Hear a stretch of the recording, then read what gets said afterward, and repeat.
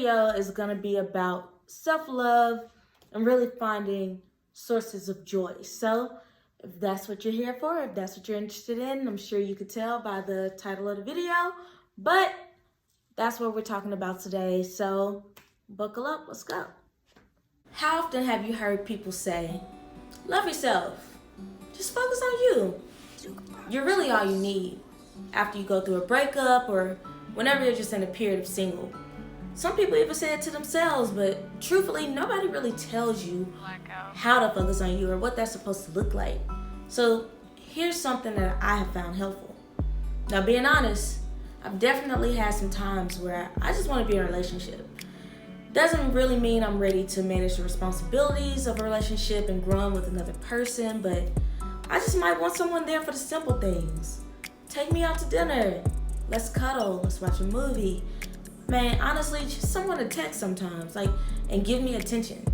People act like as humans, we don't need and crave attention, but we do. And that's the reason that so many times we end up just talking to people, dating people, and, investing in something that we really don't have any real plans of investing in. That's just really a catalyst for situationships. Sometimes you just want someone there, and I think that's okay to a point. But how do you navigate really not having someone there? How do you almost entertain yourself, build yourself, show yourself self-love when you don't have anyone, when you're really single? So what I'm not here to tell you is to just date yourself. I mean, I completely agree with it. Don't get me wrong. Go to dinner, go to the movies, pick up a new hobby, all that. Maybe you want to work out more. Maybe you want to start playing bingo. I don't know, whatever. I support it. Do those things. But personally, sometimes I'm still left feeling just a little bit unfulfilled in a way, as if I'm trying to fill in a gap, but there's still this gap. There's still something missing. But I was able to begin to feel those things when I realized that whether I'm in a relationship or I'm single, I have to be my own source of happiness. I had to understand that I couldn't depend on a partner to make me happy. I needed to find my own sources of joy. And to do that, I decided to think as basically as possible. If I don't have any money, if I don't have a person, whatever, how can I still show myself love? How can I still bring me joy? You may not always be able to practice retail therapy. You may not be able to get a mani-pedi, etc. So it needed to be something that had caveman availability. If I was thrown into the wild, I still needed to be able to feed myself with this thing that made me happy, or these things. I also really want to highlight that cliche of, if you don't know how to make you happy, how can you expect someone else to? Because that's really key. Because if you have a troubled relationship, or for some people, if you have a troubled relationship, everything else begins to fall apart. And at some point, I realized that not only was I placing the responsibility of my happiness in the hands of someone else, but I was giving them the power to control me with it.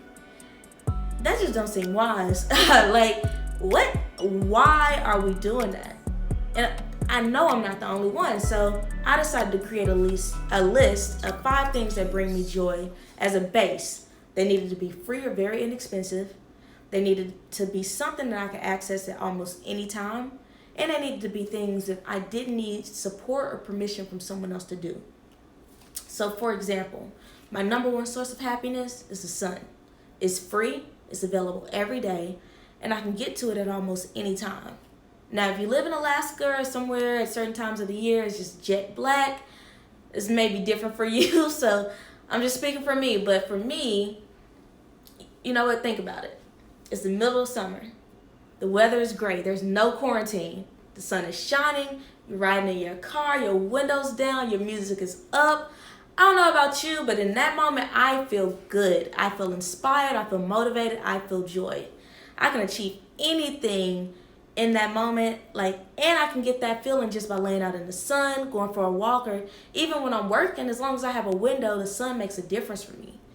I continue this model as a base for 5 other things, and I challenge you to do the same thing in your journey of self-love, to find at least 5 versions of this for yourself, and I promise you it'll make a world of difference.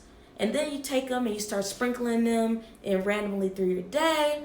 Try to do as many as you can through the weekend, And then just let me know how this was for you. Was this helpful? Now be careful. What I don't want you to do is find some type of vice. Be careful when you're choosing these sources. You don't want to fill up your day with things that make you happy, that are unhealthy foods or drugs or things that aren't good for your mind or your body. So be honest with yourself in this exploration, because these things have been pinnacle for me and myself, and how I was able to love myself in times where I was sad, lonely, or even when I was in a relationship that's struggling, but I needed to maintain my own level of center. So go ahead and try these out and let me know how it worked for you.